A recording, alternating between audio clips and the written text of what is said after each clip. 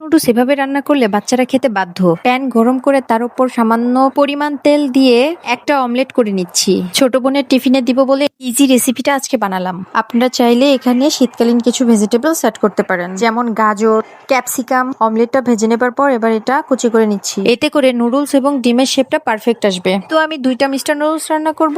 সেক্ষেত্রে আমি প্যানে 2 কাপ পরিমাণ পানি দিয়ে দিব। অল্প একটু গরম হয়ে যাওয়ার পরে আমি আস্ত 2 প্যাকেট নুডলস দিয়ে দিব। এটা না ভেঙে আমি আস্ত রাখারই ট্রাই করেছি এবং ভালোভাবে নেড়েচেড়ে নিয়েছি যাতে সিদ্ধ হয়ে যায়। নুডলসটা কুচি করে দিলে আমার বোন সেটা পছন্দ করে না। 3 মিনিট এভাবে কুক হয়ে যাবার পরে মিস্টার নুডলসের যে টেস্টি মশলাটা ছিল সেটা আমি দিয়ে দিব। রেসিপিটা হেলদি রাখার জন্য আমি কোনো বাড়তি তেল কিংবা কোনো মশলা কিছু ইউজ করিনি। শুধুমাত্র নুডলসের মশলাটা দেওয়ার ফলে এর টেস্টটা দারুণ আসবে ইনশাল্লাহ। আরো 3 মিনিট কুক করে নিলে নুডলসের গ্রেভিটা শুকিয়ে যাবে। ভেজে রাখা অমলেটের টুকরোগুলো আমি এখানে দিয়ে দিচ্ছি। এবার 2 মিনিট ভালোভাবে নেড়েচেড়ে নিব। এতে করে অমলেট এবং নুডলসটা মিক্সড হয়ে যাবে। এবং কিছুটা অমলেট আমি রেখে দিয়েছিলাম পরিবেশন করার জন্য। এভাবে রান্না করলে যে কোনো বাচ্চা খাবে ইনশাল্লাহ।